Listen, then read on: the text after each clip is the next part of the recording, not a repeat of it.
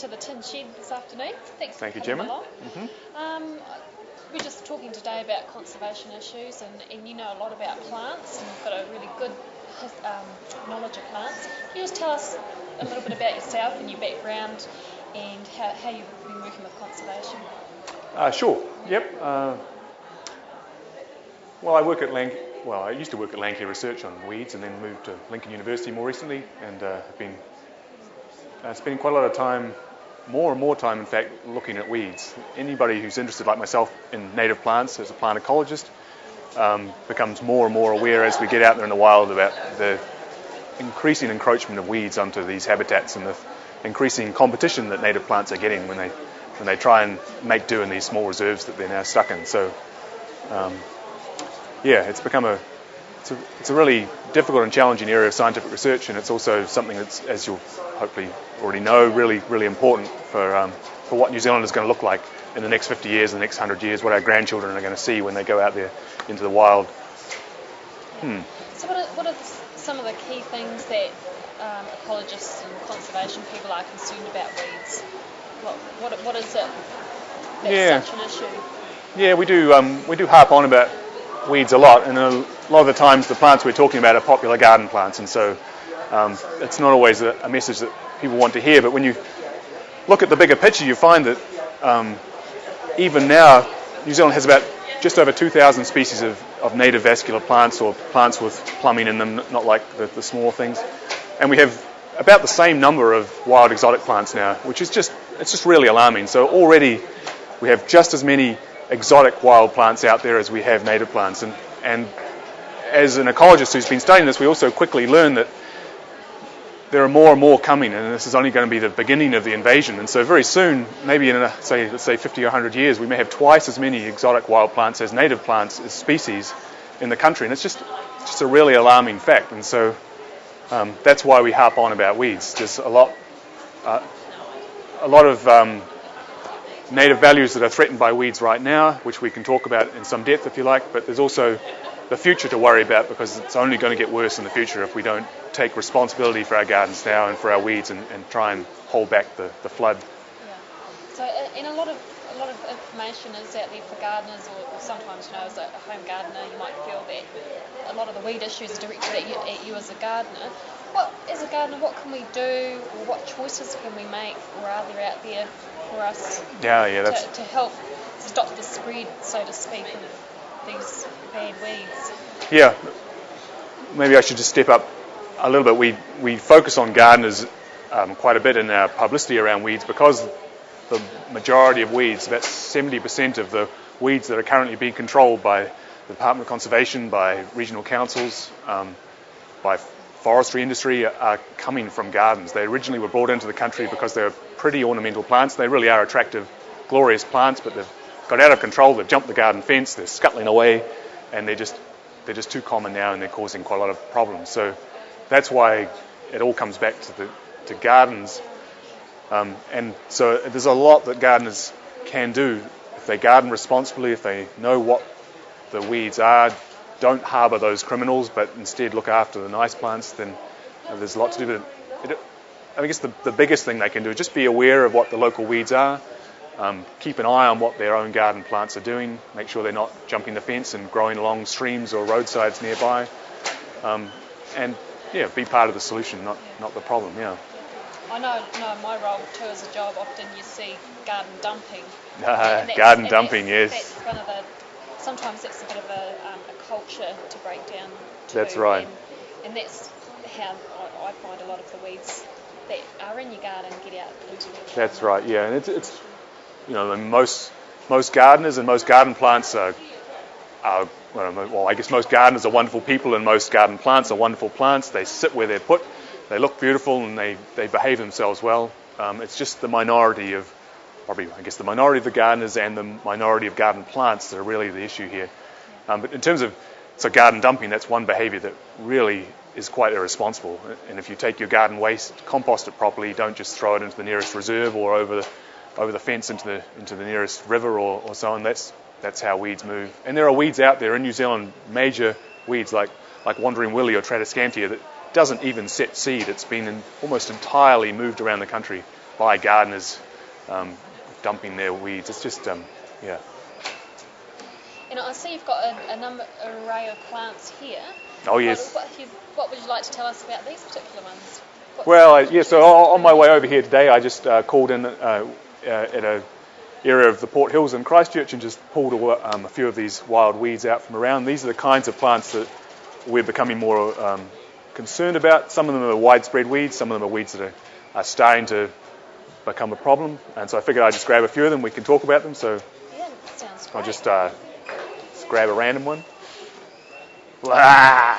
Oh no, this one. This is quite a cute little pretty one, isn't it? They're all cute and pretty, and so these are all plants with value for people. They were brought in to the country on purpose because of their values, and this is the minority of plants like that have just liked New Zealand a little too much, and now they rampage across the landscape and cause problems for other species. So this one is Mexican daisy. It's got a cute little daisy flower, and it's a ground cover, so it sort of scrambles across the ground. You've got lovely white flowers everywhere. It's a really nice plant, but like most weeds, it doesn't stay where it's put. Seeds blow around. It just spreads like wildfire now, and it smothers roadsides and creek sides and cliff banks, and makes it harder for native plants that grow in those places to find space to live. And like most of the plants that I've got here, and like most weeds that we're concerned about today, this has been in the country for a very long time. So this would have been introduced as a garden plant very early on in European settlement, late 1800s. It would have been, I can't remember the exact date offhand, but it would have been collected in the wild for the first time in the early 1900s, slowly spread from there, and now it's got to the point where it's in parts of the country, it's so common in the wild that we really have to spend quite a bit of effort controlling it to protect native plants from its competition. So is this sort of more of an issue on the margins of bush? Or That's right, in yeah. the bush? No, this is not very shade tolerant, so this is growing in more open places where there's a bit of light. And unusually in this case, and a lot of these plants have oddball stories like this, but this is quite rare in Mexico, I'm told, where it's from native. So, but it's doing plenty well here, just like so many mammals that are in New Zealand too. They just do very, very well when they get here, especially if they can escape the enemies they have in their home countries.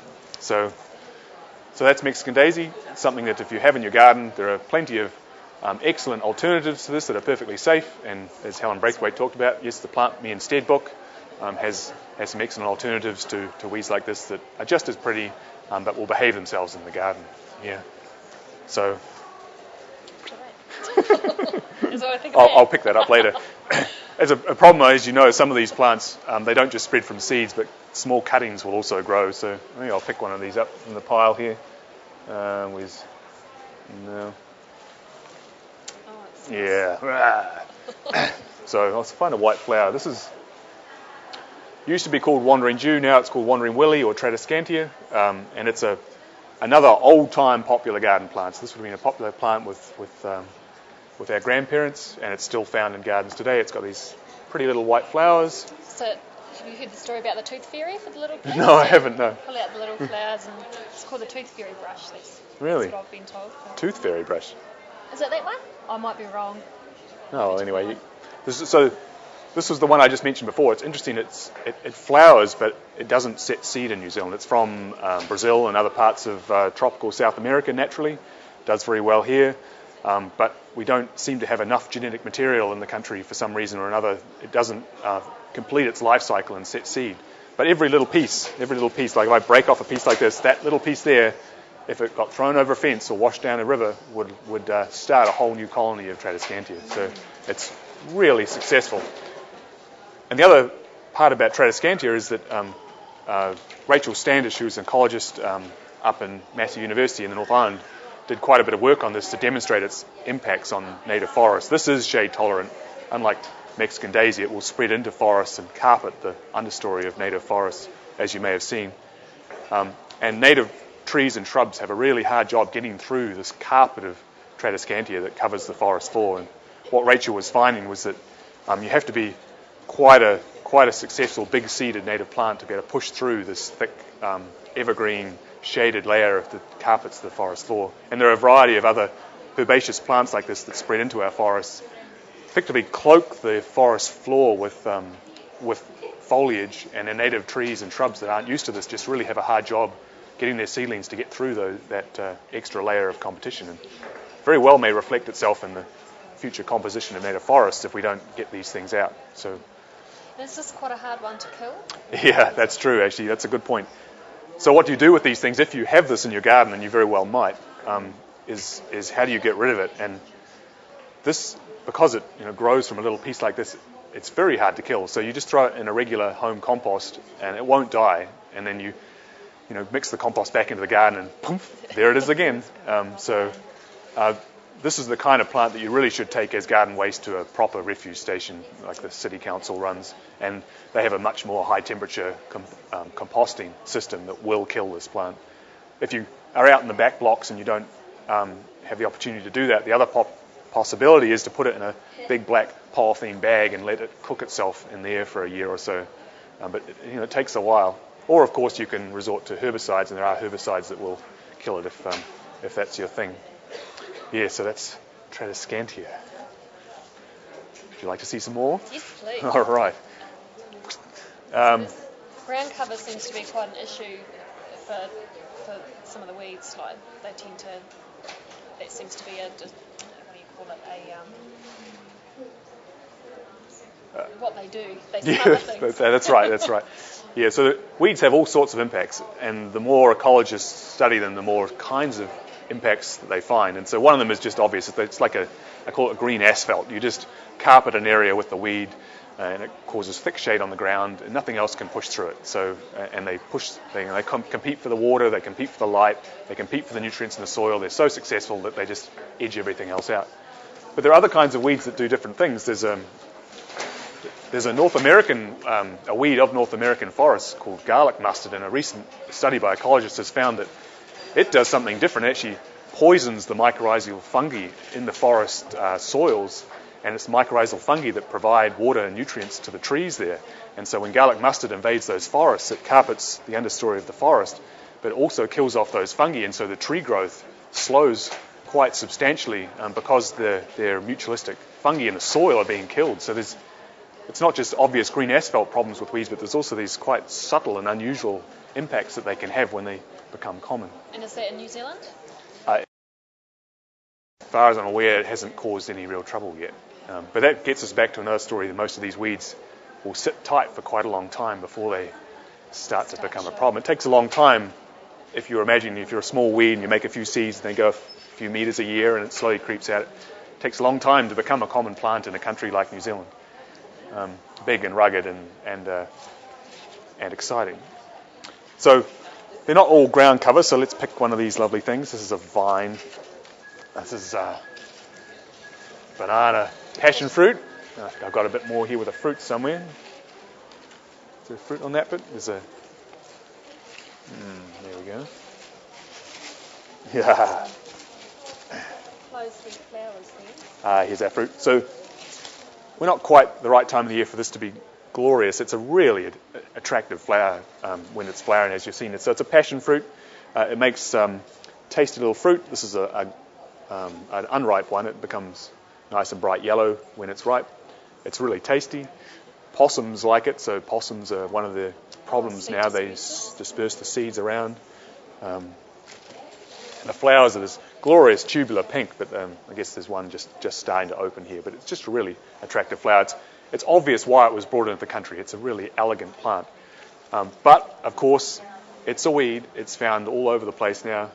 Increasingly, it was first found in the wild in the 1950s, would have been brought into the country far before that, and it's now got to the point where it's really quite a common vine of places like Marlborough, Canterbury, and other parts of the country. It's one of the ones on the hit list, and it, like a lot of these weeds, it looks it looks fine when it's just sitting on a table, but it grows into these big masses that crawl up over the top of other vegetation and just start to pull them down and smother them. It shades them out, and just the weight of those vines sitting on top of, say, native trees trying to push up and become the next generation, it's just quite an impediment. So just like old man's beard, which is another widespread weed, or in the They have plenty now. There's the problem with wild kiwi fruit, which is another vine, which is from China. This one is from South America. It's just it's an attractive plant, brought into the country because it looks pretty and it's got some nice fruit, and it's just like New Zealand, that little bit too much, and it's now causing quite a lot of problems for native plants. So that's passion fruit. So you'll probably be seeing more of this around. It's still got a lot of other parts of New Zealand to still get to. So we people are busy trying to control. That's right. Yeah. Would you like another one? Yes. What's that pretty pink one there? This is from the Mediterranean. This is it's a glorious little flower. This is called spur valerian. Scientific name is Centranthus ruber. Oh, I've seen quite a bit of that on the Port Hills. That's right, yeah. So some of these plants I'm showing are quite widespread problems. This is something that's starting to become a widespread problem, and it's going to become far more common in the future than it is now. And certainly some of the people in Christchurch, like Di Carter, who's a conservationist and ecologist who works for the city council, is really quite concerned about how this is aggressively taking over those rocky outcrops on the Port Hills and other parts of Banks Peninsula around Christchurch. And it does all the way up Canterbury in those sorts of locations. It looks really pretty when it does it. The only problem is it's too common, it's too abundant, and it's just squeezing out all those other little plants that live in those kinds of places. So it's... So how's this one spread? Is that by seed or fragments? Or? I don't know if this spreads from fragments. It certainly spreads from seeds perfectly well. Yeah. So this is something that I guess it's never been it's a popular garden plant, but it's never been in everybody's garden. But it's just now starting to get going in the wild, and it's popping up more and more. So another one. What else we got? Ivy. How about this? This is the thing I spend most of my time in my garden pulling out. I have a garden that's mainly filled with natives and things that I can eat, which is my philosophy for gardening. But all of my neighbours have this in their gardens, and it's just a constant battle pulling seedlings of ivy out. It makes little fruit that the birds love. The blackbirds come down and have a lot of fun eating the ivy when it's ripe and just spread the seed all over the place. It's a major weed of North America. It's from temperate Europe and Asia, and it's just starting to get going. It's been it's been in the country for probably 150 years now as a popular garden plant, roadside plantings, gardens. It's really commonly found wild in forest reserves and other places around inside cities, and it's now starting to push its way out of those cities into more native areas. There is a story about this, though. I just grabbed this from locally, and I haven't had a check with the handlings, but there are actually two kinds of English ivy around. There's the regular one, and I think this is not the regular one. I think this is the Canary Island ivy, which is a subspecies of the same species as the English one. This is less widely planted. It's shown up wild more recently, but experiments sowing it into forests have found that it's just as aggressive when planted into wild forests as the more well-established ivy. It just takes a bit longer since it was less common to start with to get going. So there's people out there planting weeds out into the bush to see what they do. Yeah, there is actually, but you very carefully pull them out afterwards. Yeah, but this is one where this is on the west coast. Mrs. Hutchison, she did her PhD at the University of Canterbury, and she's been planting these plants at different distances into forest fragments to see whether they establish just on the edge or whether they can penetrate further into the forest. And this is one of those species that really didn't establish on the forest edge at all, but it did really well when you put it 10 or so meters into the shade and just started to creep around in those forests. So another one to watch, I think. Yeah. More? So are you, just with the kind of plants that you're showing, is there quite a close association with what makes a plant weedy and the relationship that there are with people? So a lot of what we do at Lincoln University and a lot of what plant ecologists around the world are now doing is trying to figure out how to predict in advance which plants are going to become weeds. Because we have a lot of plants in gardens. We have something like, it's hard to guess exactly how many. We have something like 30,000 different species perhaps planted in gardens throughout New Zealand. So it's 30,000 plant species in gardens versus 2,000 native species. So we have vastly more plants in the country in gardens and other places than we do have native in the wild. And so the trick is to figure out, well, which of those are going to become the new weeds, which of them are going to become worse weeds in the future, and which ones, as the majority will be, are perfectly safe and will remain perfectly safe for a long time. And it turns out that's a really tricky problem to get to. There are weed risk assessment systems out there which work reasonably well, but a lot of what's involved in predicting what will be the new weeds of the next few decades is what have been the popular garden plants a few decades before. So 50 years ago, what were the popular garden plants back then? What are the plants that people have really found work well in their gardens and have been planted really widely? Those are the things that are most likely to be the weeds of the future, and not the things that have just snuck in through a container ship and have just managed to get into a port somewhere or something. It's the popular garden plants that we worry about. And most of the plants that are just starting to spread out into the wild are also found near gardens. Mainly you find them near cities, but even just a few rural houses with a few gardens, you find plants starting to establish in roadsides and other places around those areas. I suppose old homesteads might... Old homesteads, exactly. Absolutely, yeah. Which is, there's both good and bad news in that. The good news is that that's great. The invasion is only just starting, and it's coming from our gardens where we live, and so with some awareness of the problem, we can easily, roll that back up and stop it before it becomes an issue. But the trick is just to figure out, well, if we can figure out with some more certainty, that plant is going to be really nasty, but those are fine, then we can get that plant out of gardens before it becomes an issue and save, our children and our grandchildren quite a lot of money in controlling it when it gets out there. Because when it gets out there, as you well know, it's quite an expensive proposition to keep these things, keep reserves free of weeds. Yeah. What else have you got over here? Yeah, so I've got a few other things with a few more stories. This is a different kind of thing that is increasingly being regarded as a weed. This is sycamore, or what New Zealanders call sycamore. Other plants overseas have the same common name. It's Acer pseudoplatanus. Pseudoplatanus is the scientific name. It's from Europe. It's been a really popular ornamental tree for a long time. It's got those great little spinning little seeds, that you throw around with it when you're a kid.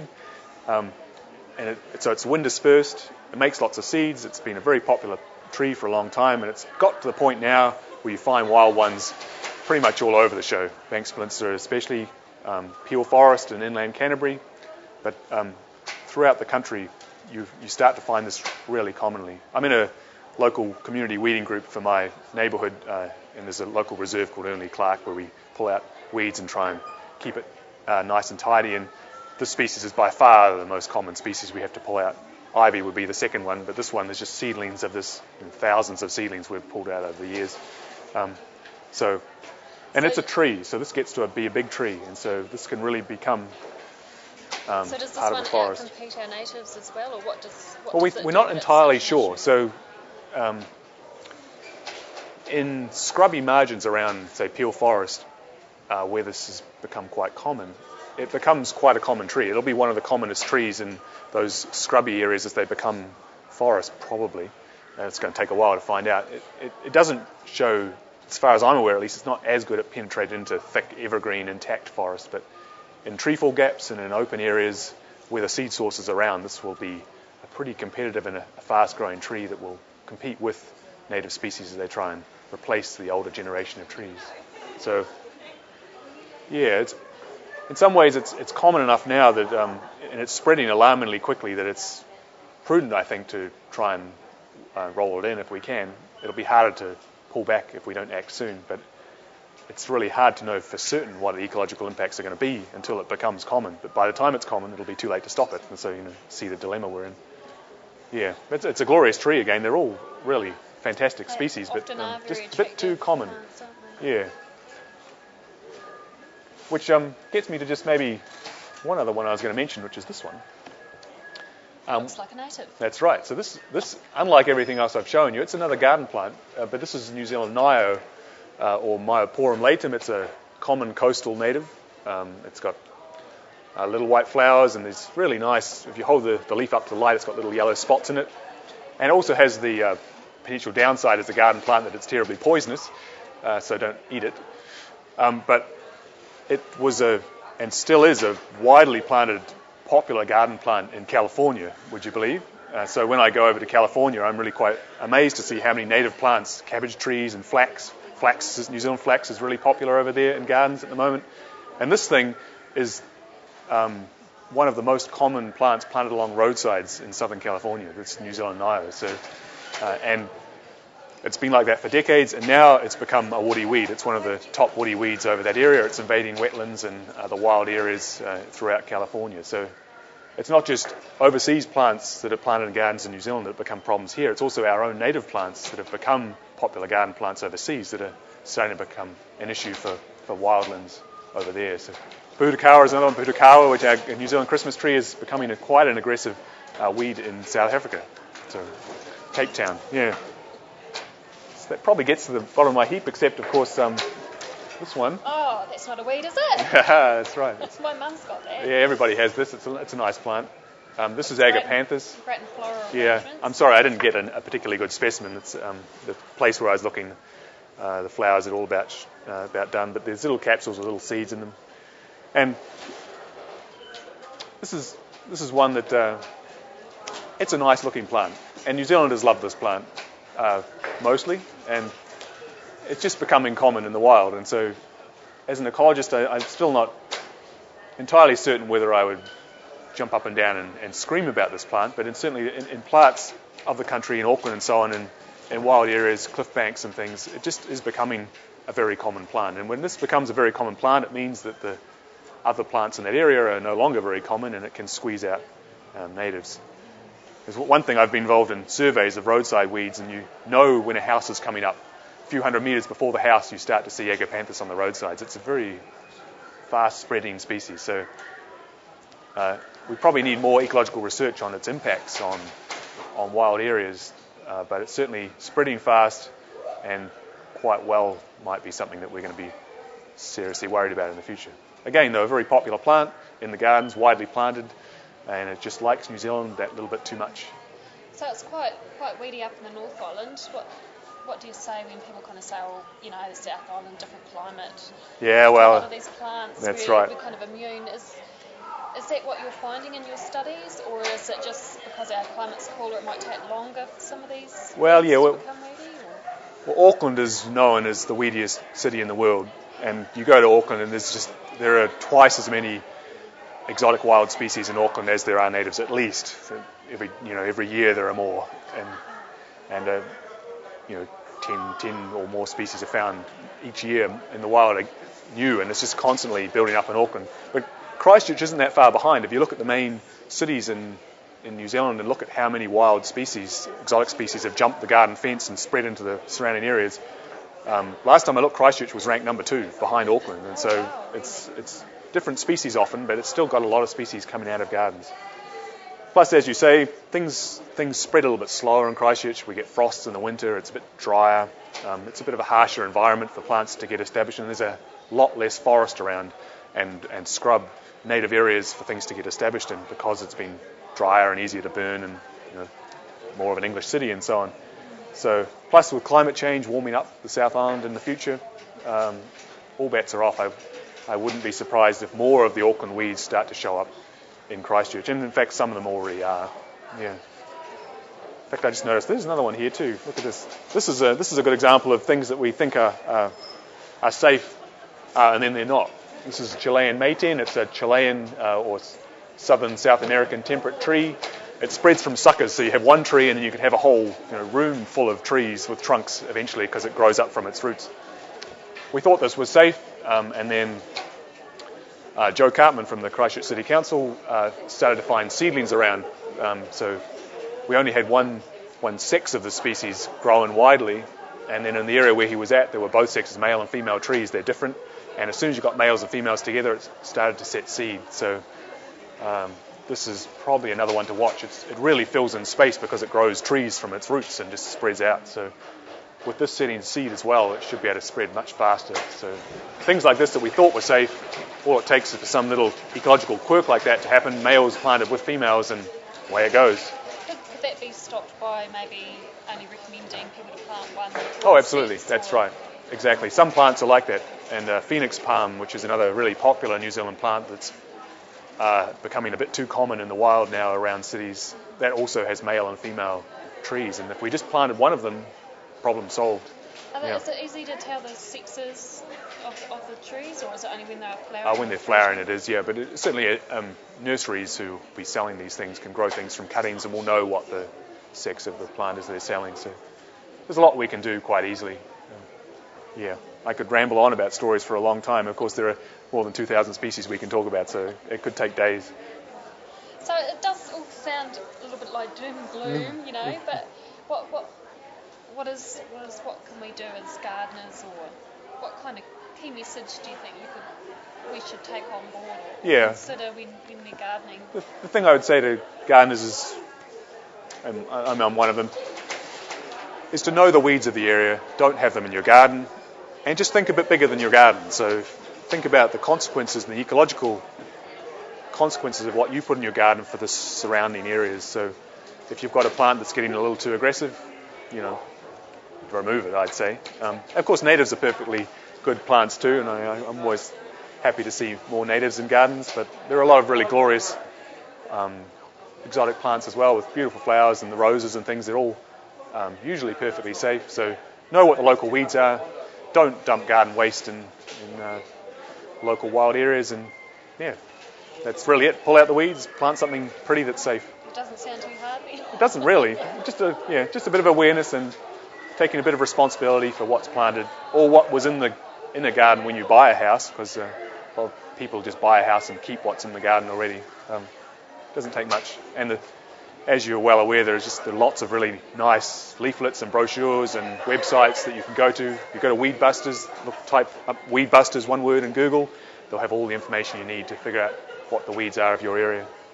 Yeah. Oh, that's great. Well, thank you for taking us through all those plants and just giving a bit of information about them. And you're quite welcome. Yeah, it's really good to know that it's not necessarily all doom and gloom. It's just a little bit of doom and gloom. Yeah, just be aware of the situation, and when you're choosing your plants from the garden centre, just choose wisely. Absolutely. And weed wisely. So it's not illegal to necessarily have these in your garden, but just be... Some of them it is illegal to disperse, to sell off, to move around. But nothing is illegal to have in your garden. Except marijuana, I guess. No, I don't have any of that. You have to find that out in the bush. Well, sometimes you do, that's right.